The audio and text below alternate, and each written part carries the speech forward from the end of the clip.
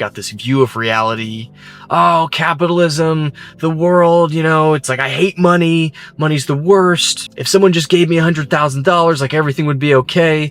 We've just got all of these like small limiting beliefs that simply aren't true. Once you get that area of your life figured out, don't take it to the nth degree. Don't become one of those people that like now just your whole purpose is accumulating more and you don't even know why. I've heard some of these like huge business guys talk. There's like this existential void within them that they will not look at because they're so busy maintaining the momentum of achieving and earning more and more money. Hey brother, I want to talk to you about the pursuit of money tonight. And how getting caught up in the addiction to the pursuit of money retards your inner growth, your inner development, and it's a trap. So let's get into it. And the use of that word is very intentional. It's actually a music term. I have a music background. Say whenever you're like playing piano, right? You're playing this piece. As you come to an end, it sort of just like slows down. So very similarly, when you get caught in the pursuit of financial gain perpetually, then you retard your inner growth. Using it as a verb here. And there is a benefit initially as a man whenever you are learning how to get out of survival, right? There's all of these competencies, all these skills that you need to learn. You've got to face, your own issues with money, your own self-doubts, maybe limiting beliefs, things like that. But then you get to a point where you, in a sense, make it financially.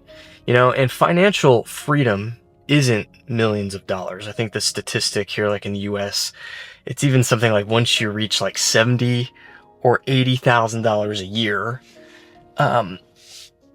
if you have some semblance of wisdom, then technically you have the ability to be financially free. But that's a whole other topic. There are millionaires who can barely pay their bills and things like that because they're just horrible with money.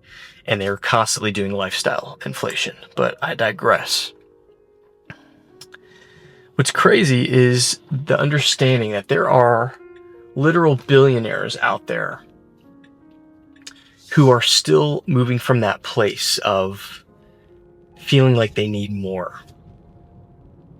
And it doesn't come from a good place. It doesn't come from, being a byproduct of serving the world and, benefiting humanity to such a point that you have all this prosperity and abundance, but it's coming from a place of like this deep-rooted solipsism where you feel like you and your tribe, your family, you are the center of the universe, and there's a mentality of taking and keeping and consumption of other people's resources. And I don't recommend coming from that place, because every single one of us as human beings, we have this default, I guess you can call it maybe like a hungry, insatiable beast that constantly wants more. It's never enough. And obviously, I'm not talking to those who are in a state of survival still, okay?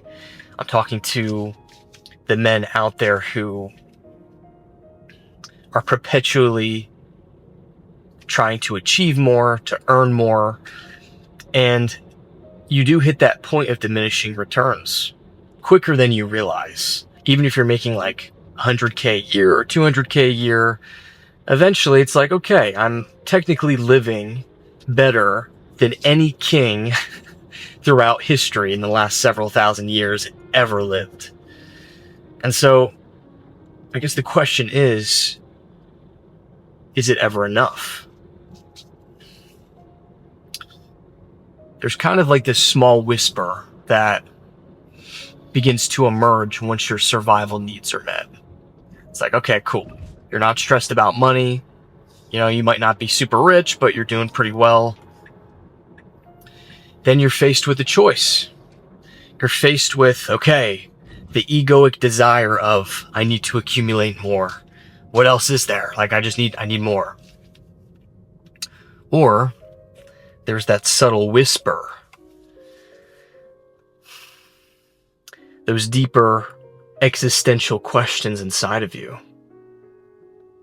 You're now at this place where you have the rare opportunity to focus on that.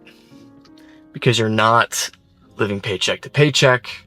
You're not, wondering where your next meal is going to come from, things like that. And there's going to be a subtle call for some of you guys, not all of you. At the end of the day, I don't know why it is that some people start to develop an openness and like a love almost for those deeper existential questions inside of your heart. But, if you've been watching this channel for some time, that's probably you. The best thing that you can do once you're finally out of survival is take advantage of the fact that you have the privilege now to go deeper into it. In a lot of ways, I understand spirituality, doing inner work, becoming self-actualized. In a lot of ways, it's a privilege because I understand I have been in survival before. And when you're in that place, you can keep deeper spiritual concepts and work on your peripheral. You can do a little bit of that. But if you've got your landlord banging on your door every month, then obviously meditating for 2 hours a day or something like that probably isn't the wisest thing for you right now.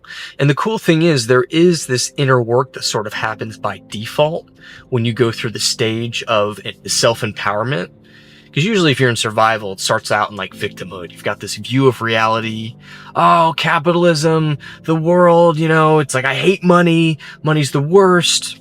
If someone just gave me $100,000, like everything would be okay. We've just got all these like small limiting beliefs that simply aren't true. And if you begin to take on the task of learning how to master your money, master your survival, naturally some deep inner work's going to happen, but it'll only take you so far. So once you get that area of your life figured out, don't take it to the nth degree. Don't become one of those people that like now just your whole purpose is accumulating more and you don't even know why. I've heard some of these like huge business guys talk and it's like, man, there's like this existential void within them that they will not look at because they're so busy maintaining the momentum of achieving and earning more and more money. And at the end of the day, I would never want to be those people. Inner peace is worth all of the money in the world. Knowing yourself, wrestling with those inner existential questions, getting to a point where you've been able to potentially prove the existence of God to yourself on an individual level. Side note, I'm aware that proving the existence of God in like a scientific materialist, way isn't actually possible. But it is possible to be able to prove the existence of God to yourself through direct experience. And once you experience that, you won't be able to put that into language since it's ineffable. So other people that have maybe experienced God or had God realization on a deep level, they'll understand what you're saying. But at the end of the day, it can't be put into language or materialist scientific terms. But I digress. As you know, this inner work, self-improvement, the foundation of it at this point in my life is spirituality. Because I've noticed that the more that I raise my consciousness level, the better life gets. The better the external world gets, the more expansive my perceptions get. But all that being said,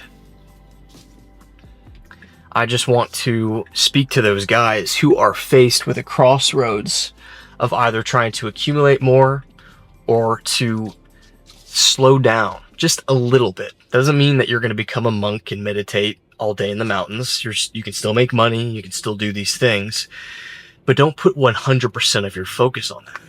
Like maybe, okay, now you're at a good place, put 50 or 60% of your focus on that, and the other 40% finally listening to your heart and unraveling those deeper existential questions that have been inside of you your entire life.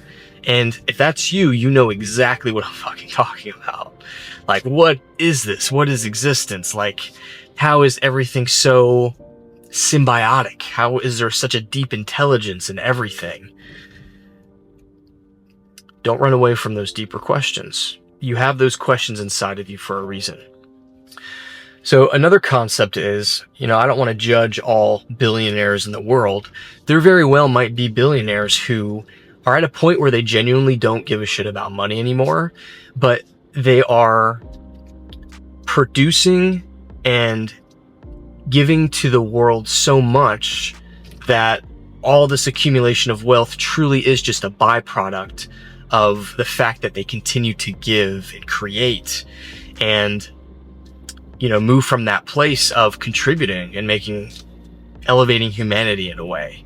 So that is another kind of secret, is examine yourself and see if you are living your life from a place of consumption or a place of creation.